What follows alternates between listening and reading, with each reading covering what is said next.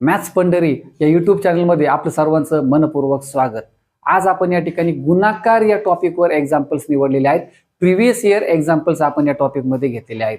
जरी वरवर दिसायला टॉपिक सोपा वाटत असला तरी सुद्धा वेळेला मात्र परीक्षेला हा नक्कीच विद्यार्थ्यांना विचारामध्ये पाडतो. तर चला अधिक वेळ न दवडता आपण एक्झाम्पलला सुरुवात करूया. हे आपलं पहिलं एक्झाम्पल 12 सेकंदामध्ये एक पोळी लाटून होते. याप्रमाणे अर्ध्या तासात किती पोळ्या लाटून होतील? 12 सेकंदामध्ये एक पोळी. अर्ध्या तासामध्ये अर्धा तास म्हणजे 30 मिनिट. 30 मिनिटांमध्ये किती पोळ्या लाटून होतील? अशी एक्झाम्पल तोंडी सुटली पाहिजे.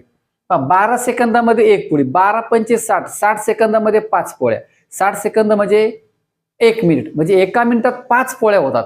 जर एका मिनिटात 5 पोळ्या होत असतील तर 30 मिनिटात किती पोळ्या होतील? 30 गुणिले 5 बरोबर 150. 150 पोळ्या होतील 30 मिनिटांमध्ये. पर्याय क्रमांक 2 उत्तर येईल आपलं. हे तोंडी सोडवता आलं पाहिजे. फक्त आपल्याला सेकंद मिनिट जे आहे त्याचं रिलेशन विचारात घेणं गरजेचं आहे. नेक्स्ट एक्झाम्पल 0.8 गुणिले 0.08 गुणिले 0.008. हे एक्झाम्पल सुद्धा आपण तोंडी सोडू शकतो.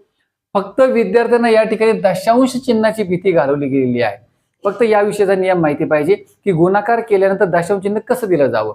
अनेक वेळा पोलीस भरतीमध्ये हा प्रश्न विचारला गेलाय. तुम्ही जर सगळ्या पर्यायांचं ऑब्झर्वेशन केलं तर एक बाब प्रकर्षाने लक्षात येईल. 512 512 512 512 हेच आपल्याला तोंडी उदाहरण सोडवण्यासाठी मदत करणार आहे. 512 काय आहे? तर 512 आहे 8चा घन. 8 गुणिले 8 गुणिले 8 या तिन्ही संख्येमधील 8चा फक्त गुणाकार करा. दशांश चिन्ह किंवा शून्यांचा विचार करू नका. या फक्त 3 8चा गुणाकार करायचा म्हणजे 8चा घन काढायचा आहे. तो काढण्याची गरज नाही. पाठ असेल खूप छान, नसेल पाठ तर पर्यायमधून आपल्याला मिळतोय 512. आता आपल्याला काय करायचंय? उत्तर तयार करायचंय. दशांश चिन्हाचा विचार करायचा आहे.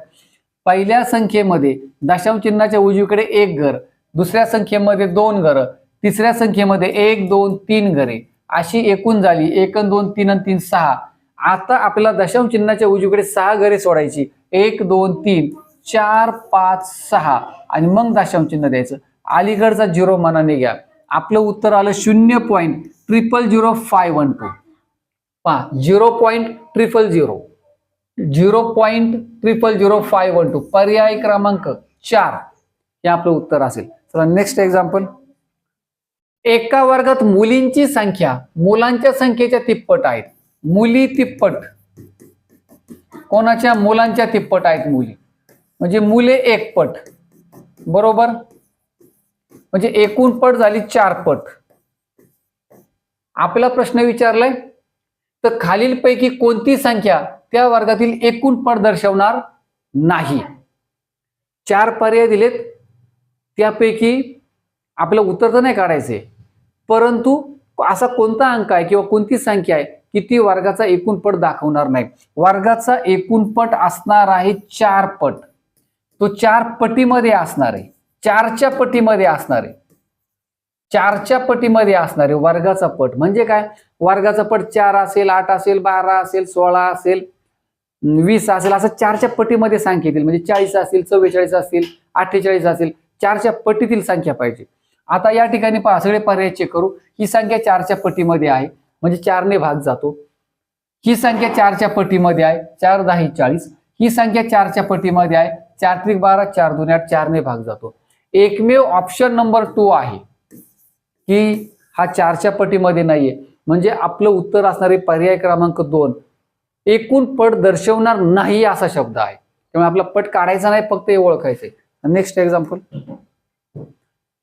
अनेक वेळा हे एक्झाम्पल परीक्षेमध्ये विचारले गेले. 200 म्हणजे 0.4 ची किती पट?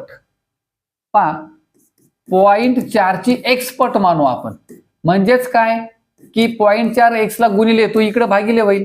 म्हणजे आपल्याला काय करायचे? 200 भागिले 0.4 करायचं. हे लक्षात घ्या. दशांश चिन्हाच्या उजवीकडे 1 घर आहे. दशांश चिन्हच काढून टाका ना.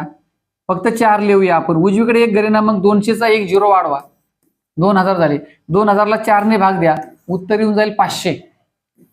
पर्याय क्रमांक 2. एका संख्येला 12 ने गुणण्याच्या ऐवजी चुकून 21 ने गुणले. एक संख्या आहे तिला 12ने गुणण्याच्या ऐवजी काय झाले, तिला चुकून 21ने गुणलंय, तर गुणाकार मूळ गुणाकारापेक्षा 108ने जास्त झालाय. नवीन गुणाकार काय झालाय, 108ने जास्त झाला, कारण का मोठ्या संख्येने गुणलंय.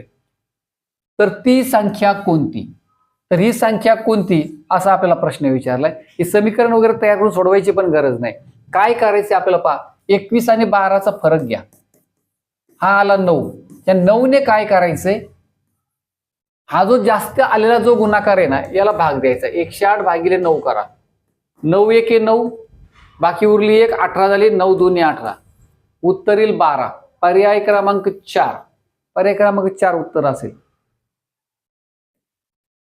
पहा 105 गुणिले 95, हा सुद्धा प्रश्न अनेक वेळा परीक्षेला विचारला गेलाय. ठीक आहे, गुणाकार करून हे उत्तर काढू शकता, पण थोडस वेळ खावी. यापेक्षा एक सोपी पद्धत पाहूया. पहा 100 पासून दोन्ही संख्या जवळ आहेत आणि सारख्याच अंतरावर आहेत. मग 105 साठी आपण लिहूया 100 अधिक 5 आणि 95 साठी लिहूया 100 वजा 5. या ठिकाणी सूत्र वापरायचे तुम्हाला, ए अधिक बी ए वजा बी बरोबर ए वर्ग वजा बी वर्ग. म्हणजेच काय, 100चा वर्ग करा आणि त्यातून 5चा वर्ग वजा करा, उत्तर मिळून जाईल. 100चा वर्ग पहा आता, 100चा वर्ग, 100चा वर्ग येईल 10,000. 2 शून्याच्या ऐवजी 4 शून्य वजा 5चा वर्ग घेऊन टाका 25. 10,000 मधून 25 गेले, वजा बाकी तोंडी पण करू शकतो आपण. 9,975 उत्तर येईल पहा आपलं, 9,975. 10,000 मधून फक्त 25 वजा करायचे. चला नेक्स्ट एक्झाम्पल पहा. हे सुद्धा उदाहरण पहा. 734 गुणिले 999, हा गुणाकार सुद्धा वेळ खाऊया, पण जर आपण एक मेथड वापरलीच सोयीस्कर, तर मला असं वाटतं लवकर सुटू शकतं उदाहरण. 734 गुणिले 999च्या ऐवजी घ्या 1000 वजा 1. 999च्या ऐवजी 1001 करा, 1000 वजा 1 करा. आता हे 734 आहे ना, या दोन्ही संख्यांना गुणिले असतील. आधी आपण 734 गुणिले 1000 करूया. ते किती येतील, 734 वर 3 शून्य ठेवून द्या. आता हे वजाबाकीचं चिन्ह द्या. 734 आहे की 734, म्हणजे आपल्याला फक्त आता वजाबाकी काय करायची आहे,